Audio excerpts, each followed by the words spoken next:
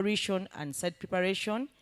We also monitor material prices that are used under electrical, plumbing, and other construction installation activities. We also look at materials that are used during building completion and finishing. These are the major uses of the index. It is used to monitor the cost of construction sector inputs over time. The CIPI is used as a deflator in the gross domestic product comparison under the construction sector. It is also used to enable price escalation clause payments to be calculated on large construction contracts that take at least 18 months. It is by law that before they change their price adjustments, they should use the index to see whether the prices changed when they were doing the work that were assigned to them. It was also an indicator of growth rate in the industry. We are going to see what is 1 year. Here we look at what happened in material prices, February 2025, and what happened in February 2026. Ladies and gentlemen,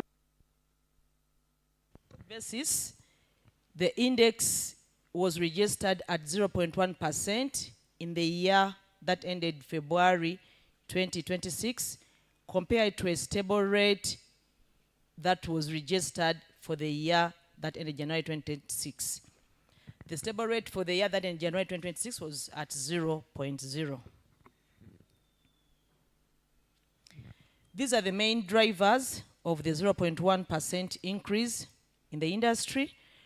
We had specialized construction activities, the year that ended February 2026, increased to 0.1% in the year that ended February 2026, compared to a stable rate that was registered for January 2026.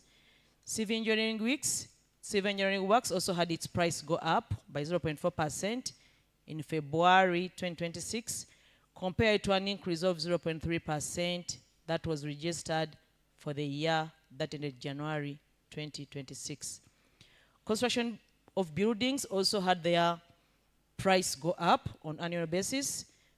February 2026, it was at 0.1%, compared to a stable rate of 0.0 that was registered for the year that ended January 2026. This is a graphical presentation to show you what is happening. The index is the black line. When we go to the bars, red is the CIPI. However, we are seeing our purple leading the index.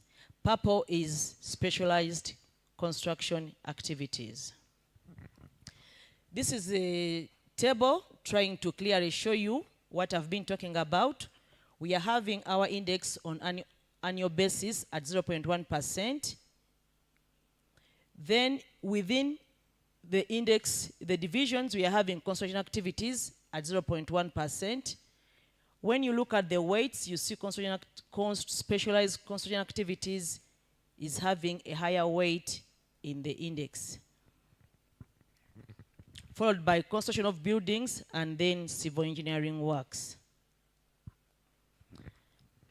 Specifically, let's point out some materials that had their prices shine, all come out as an increase. We looked at timber. Timber, for the year that in February 2026, it had its price go up by 1.1% for the year that ended February 2026, compared to a decrease that was registered for January 2026. Plastics, pipes, and fittings also had their prices go up by 0.4% for the year that ended February 2026, compared to a 0.1% increase that was registered for January 2026. Clay bricks and tiles, also on an annual basis, they had their price go up by 1.3%, compared to a 1.5% increase that was registered for January 2025. Construction material prices that decreased annually we've been looking at what went up. However, when we are collecting prices, some report increase in prices and others will bring reductions. When we look at those that went down, we had high tensile steel bars. Its price went down by 3.1% for the year that ended February 2026, compared to a minus 1% that was registered for the year that ended January 2026.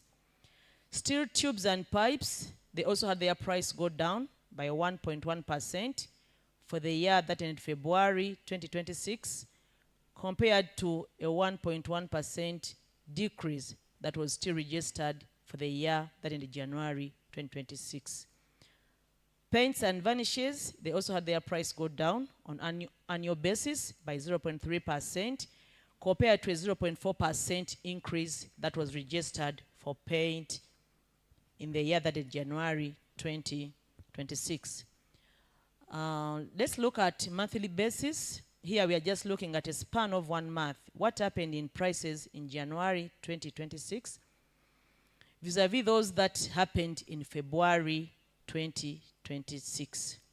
On a monthly basis, the index is standing at 0.1% for the month of February 2026, compared to a 0.1% decrease that was registered in the month of January 2026.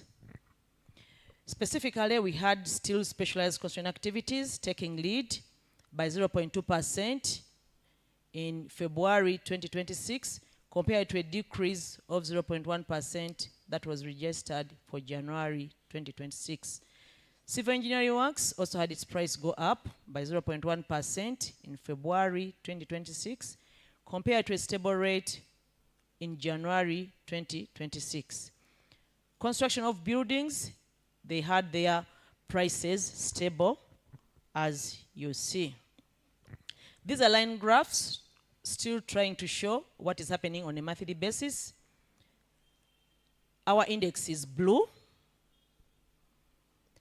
Red is construction of buildings, but we are seeing our yellow, which is specialized, taking lead in pulling the prices on a monthly basis.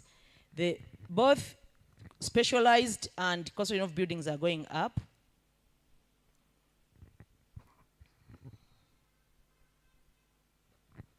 This is what I've been trying to explain. The index is at 0.1% on a monthly basis. Specialized is at 0.2%. Civil is 0.1%, and building is stable on a monthly basis. These are prices that had items that had their price go up. We are having diesel.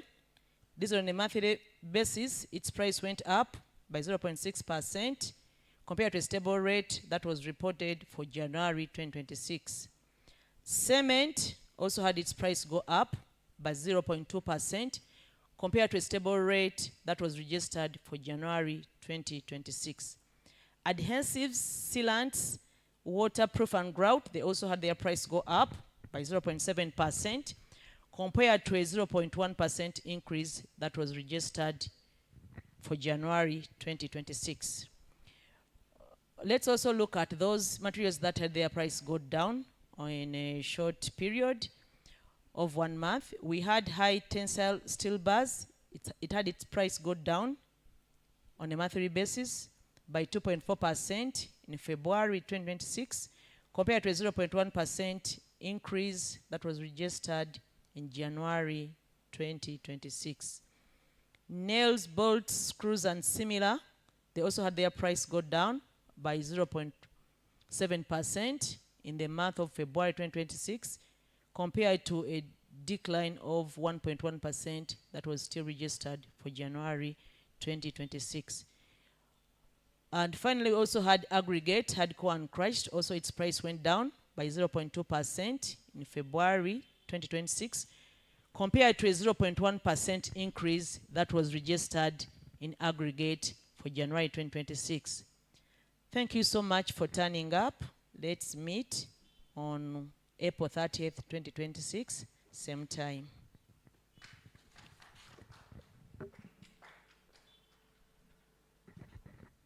Thank you, Irene, for that brief and elaborate presentation. I know you've gotten the handouts, or else you've been listening in so carefully. Time is now for you to react to the presentations. If you have any comment, any question, if you want to seek clarity on any of the items presented, time is now. You just put up your hand, and the microphone will be brought to you, and you mention your area of specification. Okay, yes, Tarimo.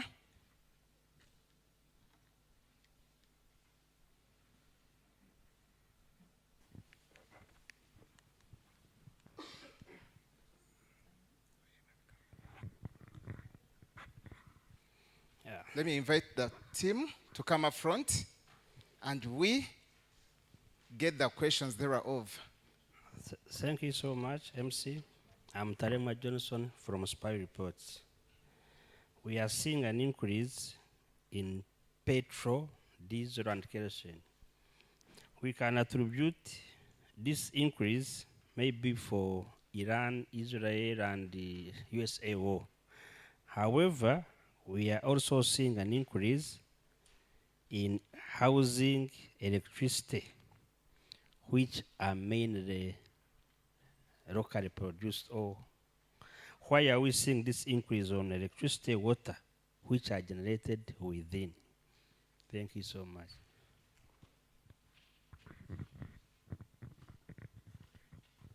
Any other question? Push the microphone to the other side.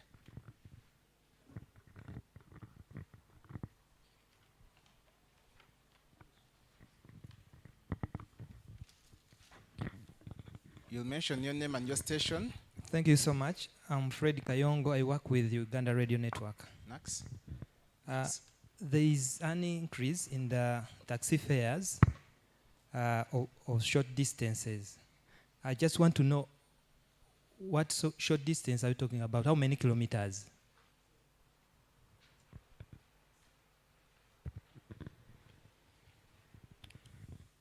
I think let's first respond to those as others digest the information.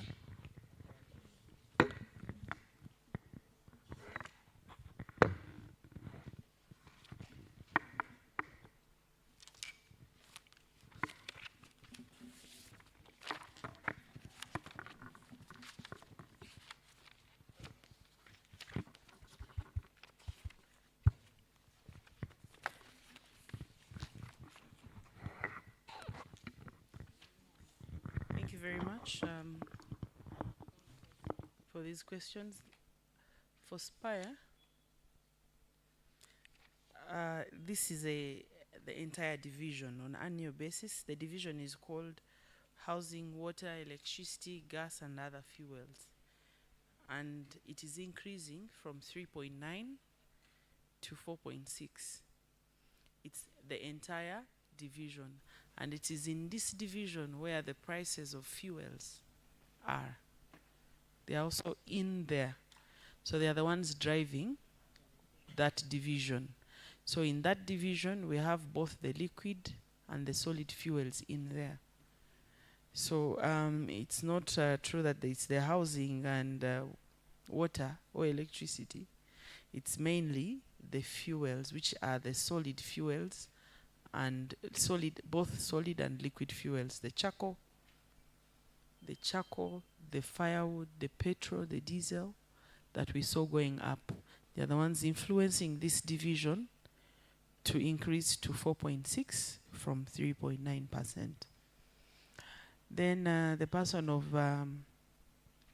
Uganda Radio Network, we saw an increase on a monthly basis for the short distances, taxi short distance. Here we look at a radius of maximum of 50, but it could be less, a maximum of 50. So these are the intercity, intertown within Kampala, and also when you're wherever you are, whichever city you are in, you don't exceed. If you're in Mbarara, then you do not exceed 50 kilometers from there. If you're in Kampala, don't exceed, depends on where you are. So it doesn't exceed 50 kilometers, the short distance. So it can be 5, it can be 10. So we have these different categories, but that's the general term we give them, short distance. So thank you very much.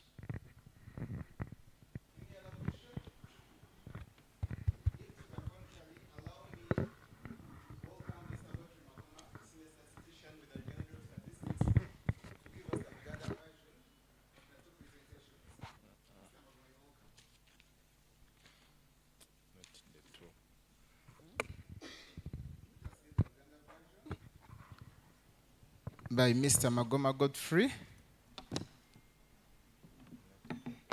Atwogerere Oluganda mu biki ebibaddewo mu katale k'ebintu bye tukozesa oba oli awo n'akatale k'ebyokuzimba. Mr. Magoma tukwaniriza.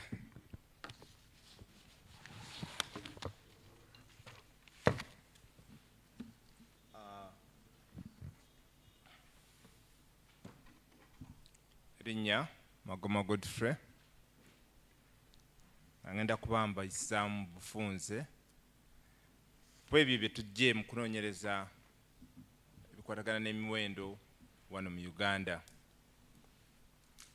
Ngenda kuba ntandikira nga tunulira ku bbanga ery'omwaka bakagitwala emyezi 12, then bwe tunaaba tumaliriza paati eyo tujja kudda paati nga tunulira ku bbanga ery'okumpi nga tugeraageranya ku mwezi guno gwe tumalako nga tugeraageranya n'omwezi ogwokubiri gwe twamalako.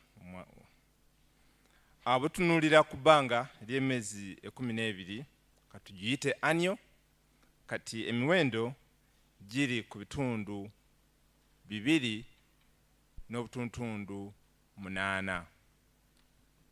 Bw'obigeraageranya bwe byali mu mwezi ogwokubiri ebyali ku bitundu 2.9. Bwe tunulira ku kibinja ekivaamu headline nga muno mulimu COA, kibinja kya COA kati kiri ku bitundu 2.9 okuva bwe kyali ku bitundu 3 mu mwezi ogwokubiri. Ekibinja kya COA kirimu ebibinja 2 ebikola COA, ekibinja kye kinene, nga mu bibinja ebyo 2 tulinamu ekibinja ky'empeereza ze twandiyise services, ate ne tubeerayo n'ekibinja ekya COA goods. Bwe tunulira ku kibinja ky'empeereza ze services kati kiri ku bitundu 4 kuva bwe kyali ku bitundu 4.1. Ate ekibinja ekya other goods, COA other goods, kiri ku bitundu 2 okuva bwe kyali ku bitundu 2.1 mu mwezi ogwokubiri. Bwe tunulira ku bibinja ebyo 2 eky'empeereza nga tugezaako okugyayo ebintu byalese enkyukakyuka eyo tugweddeko, twakisanze nti mulimu ebintu naddala mu bifo ebiriirwamu n'ebisulwamu, ezo katuyite restaurants and accommodation, zasinze okka nga ziri ku bitundu 3.7 kuva bwe zaali ku bitundu 4 mu mwezi ogwokubiri. Ate bwe tunulira ku kibinja kya COA goods, muno tuggyeyo obunga obwa kasooli obuli kati ku bitundu 8.3 okuva abo byali ku bitundu 10.8. Ate enkoko enamu zetugula mu katale nga namu zasse n'ebitundu 3 okuva bwe zaali zirinnye n'ebitundu 4.5. Ate ebyennyanja ebikalu biri ku bitundu 5.2 okuva ebyali ku bitundu 8.5. Ate era netunulira ku butto omulongoose akozesebwa mu kufumba nga kati ali ku bitundu 2.2 okuva byali ku bitundu 4.1 mu mwezi ogwokubiri. bwe tunuulira ku kibinja eky'emmere kiri kati ku kitundu kimu okuva we kyali kitundu kimu n'obutuntundu 8 mu mwezi ogwokubiri. Ebintu bye tusinza okugyayo, tuggyeyo amata agatali mapaakinge nga gano gatundibwa mu bikopo oba mu liters, gasse n'ebituntundu 4 okuva bwe gaali ku bitundu 3 n'obutuntundu 7. Twaggyeyo obutunda bwasse n'ebitundu 4 n'obutuntundu 7 okuva bwe gaali ku bitundu 7 n'obutuntundu 7. Tujjayo enva endiirwa katugambe nakati bugga n'ebirala byasse n'ebitundu 7 n'obutuntundu 6 okuva byali bisse n'obutuntundu 2 mu mwezi ogwokubiri. Enanansi nazo zasse n'obutuntundu 7 okuva zaali ku bitundu 19 n'obutuntundu 4 awamu n'obutungulu kati buli ku kitundu kimu n'obutuntundu 4 kuva bwali ku bitundu 4 n'obutuntundu 4. Bwe tunuulira ku kibinja ky'amafuta amazzi n'amasannyalaze, kino kiri ku bitundu 4 n'akatundu kamu okuva bwe byali ku bitundu 2 n'obutuntundu 7. Tuggyeyo petro, amafuta g'emmotoka nga gaali kati ku bitundu 4 n'obutuntundu 4 kuva bwe gaali ku bitundu 3 n'obutuntundu 4.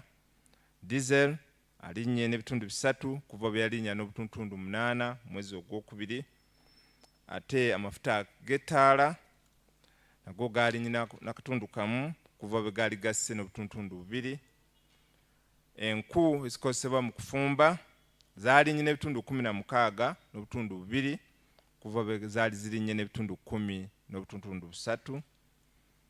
Ate era n'amanda nago gaalinnye n'ebitundu 8 n'akatundu kamu kuva bwe gaali ku bitundu 6 mu mwezi ogwokubiri. Tujja kuba tutunuulira kati ku bbanga ery'omwezi ogumu nga tuba tutunuulira ku mwezi guno ogwokusatu gwe tumalako genda okumalako nga bw'ogeraageranya n'omwezi ogwokubiri. Kati emiwendo gyalinnye n'ekituntundu kamu okuva bwe gyalinnya n'ebituntundu 3 mu mwezi ogwokubiri.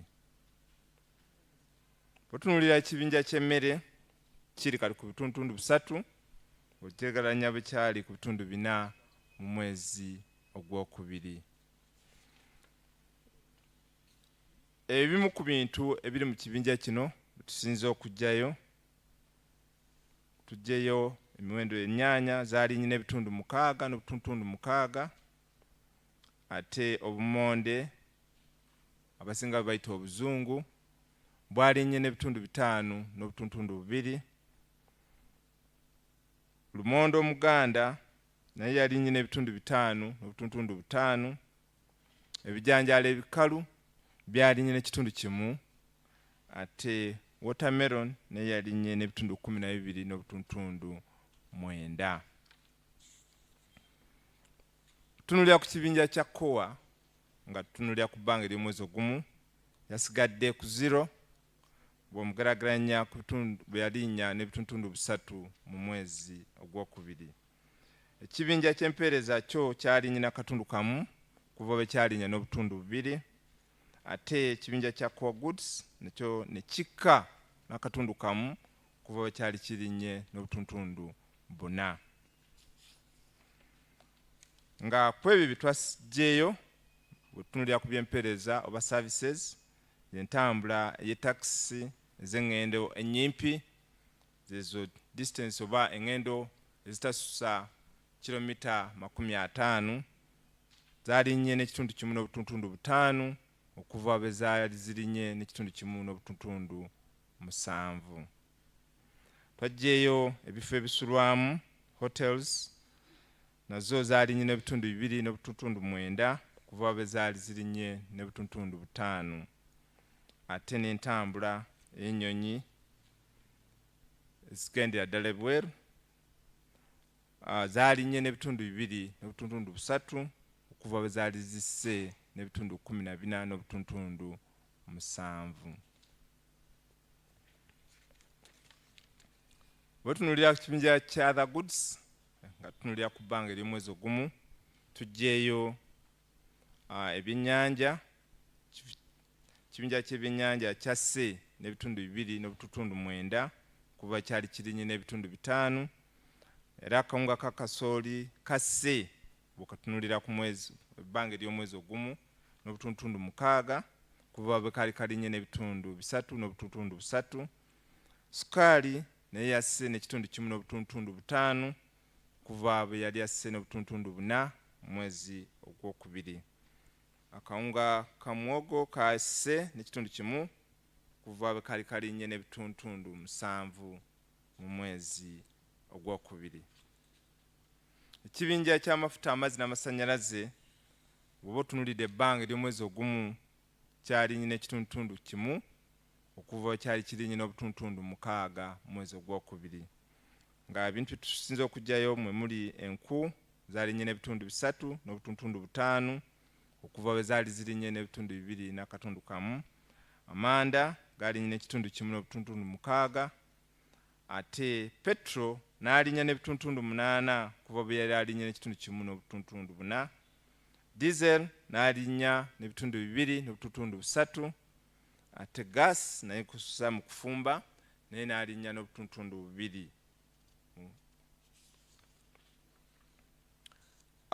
Waliwo ekifaananyi ekisigiddwa bw'oba otunuulidde akapapula akabaweereddwa oba akatabo akabaweereddwa nga kalaga ku bintu ebimu ku miwendo nga bwe gitambula. Bw'oba otunuulidde ebbanga ery'omwaka 2025 omwezi ogwokusatu ate n'otunuulira n'ebbanga ery'omwezi ogwokusatu mwaka 2026 nga kiba kikulaga entambula gy'emiwendo gye gitambudde bw'oba otunuulidde ku myaka egy'ebiri.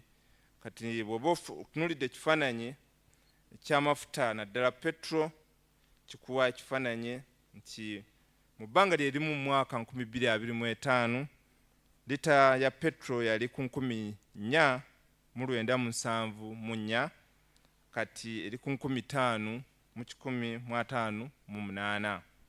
Ate n'otunuulira ne diesel naye ng'olaba nti yali ku 4,669 ate kati ali ku 4,831. N'ebintu ebirala nabyo mwe biri sobola okutunulira ku kifaananyi ekyo n'olaba emiwendo nga bwe gitambudde bw'oba otunuulidde ebbanga ery'omwaka ogumu ate esobola n'okutunulira ku bbanga ery'omwezi ogumu ng'otunuulidde ku mwezi ogwokubiri 2026 ate era ne omwezi ogwokusatu 2026 n'olaba emiwendo nga bwe giri mu kutambula.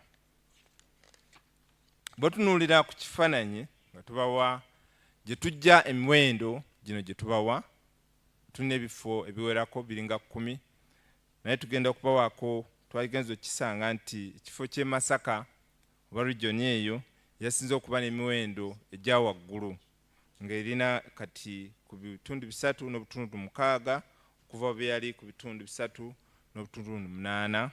Ate Kampala high income neddako n'ebitundu 3.3 kuva bwe yali ku bitundu 3.5.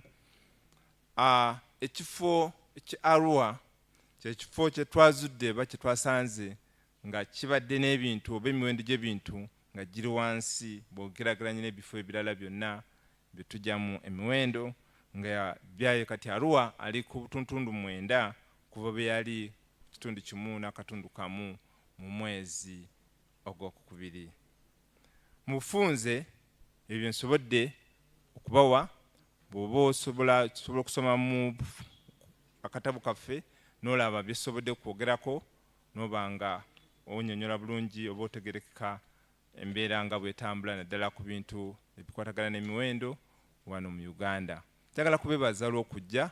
Tujja kuddamu ate okusisinkana oba okubawa emiwendo gye tujje mu kunoonyereza kwaffe.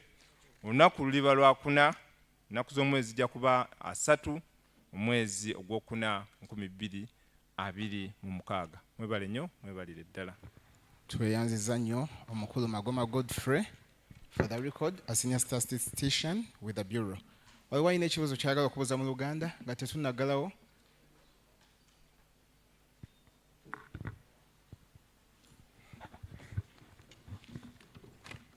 Erinnya nze Mirimu Kennesi nga mbuuza ku Mr. Magoola toyanjudde mmere ng'omuceere.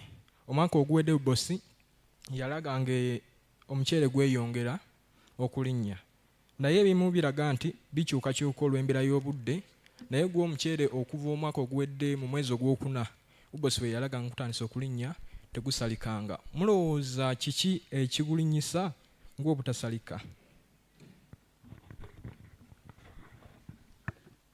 Waliwo alina ekibuuzo ekirala kyabuuza? Kale, mukulu Magoma addamu ekyo, then tugalewo session.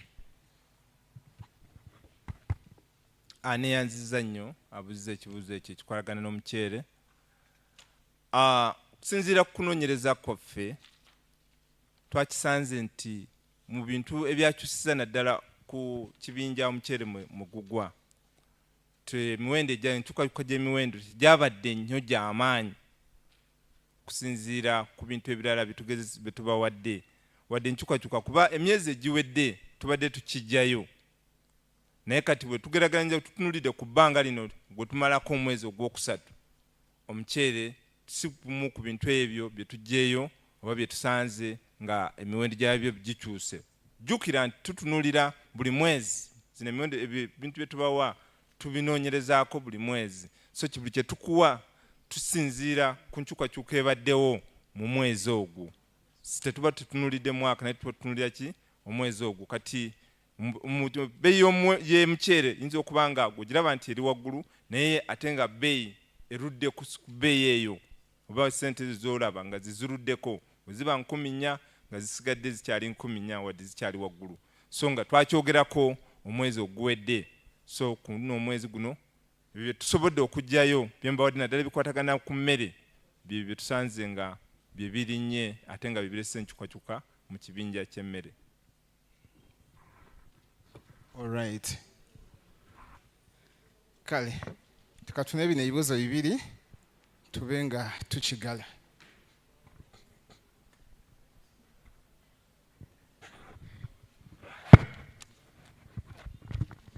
Nze Joseph Muyingo kwa ne UBC.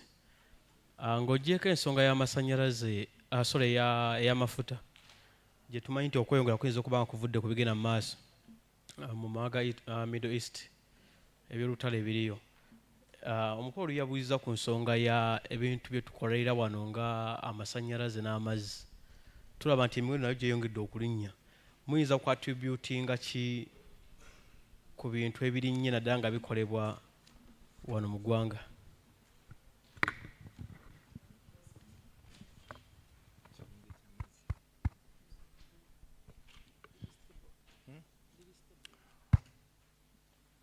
Neeyanziza nnyo ekibuuzo ekyo. Bw'oba obuuzizza naddala ku kibinja kya amayumba, amazzi n'amasannyalaze, mu kibinja ekyo ojja kusanga nti amafuta mukitegedde nti gaalinnye kubanga mugalaba ku petrol stations gye muyita, bifo gye muyita, kubanga zo ziba ziwandiikiddwa, muziraba enkyukakyuka bulijjo nga bwe zitambula. Naye bw'otunuulira ku masannyalaze n'amazzi, kusinziira kunoonyereza kwaffe, emiwendo mwezi guno tugisanze tegikyuse, teginaba kukyuka. Gyo giyinza okuba nga gyalinnya emabegako myezi egiwedde, naye nga mu mwezi guno kunoonyereza kwaffe tukisanze nga tegikyuseemu. So ekibinja ekyo, jjukira ate ekibinja ekyo kirimu ebintu ebirala. Mu kibinja kyoyogeddeko amazzi n'amafuta mulimu oba fuels, mulimu ebintu ng'enku zikozesebwa mu kufumba, zo zaalinnye tuzogeddeko, ate ne tutunulira ne amanda gakozesebwa mu maka gaffe mu kufumba, nago tugogeddeko gaalinnye, naye nga amafuta nago gaalinnye, naye amazzi n'amasannyalaze twakisanze nti ago gasigadde nga bwe gabadde mwezi oguwedde.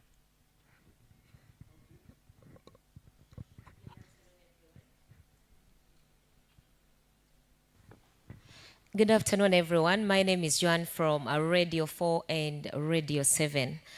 I'm just begging for some clarity about the annual headline inflation by Consumer Price Index Geographical Center.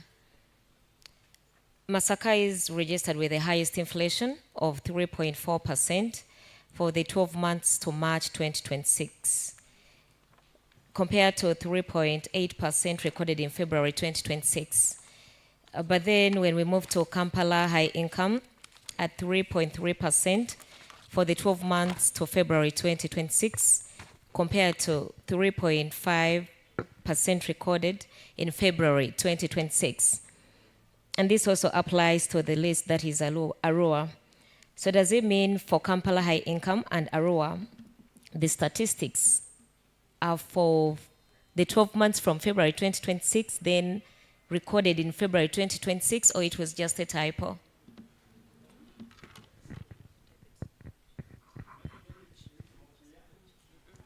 Sorry?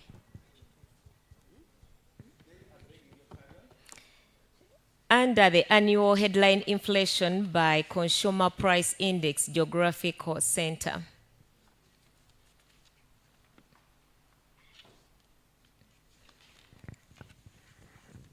Please go ahead, please. We have Masaka registered the highest inflation of 3.6% for the 12 months to March 2026, compared to 3.8% recorded in February 2026. Then number two, we have Kampala high income at 3.3% for the 12 months to February 2026, compared to 3.5% recorded in February 2026. The same applies to Arua. So I just beg for clarity with that, with the differences. Thank you very much. Maybe to remove your fears, there is no typo. Yes? We registered Masaka as the highest inflation. So the changes were highest in Masaka with 3.6% in March 2026, compared to the 3.8% recorded in February 2026. It's all annual. So when it comes for annual inflation, we record for example, March 2026 and March 2025. We get one figure. That is, when we compare the two prices, we get that change of 3.6. So now that becomes the inflation for March 2026 for Masaka. Then last month when we were here, we also released the one of February. So the one of February, we are comparing February prices of 2026 and February prices of 2025, and we got that 3.8.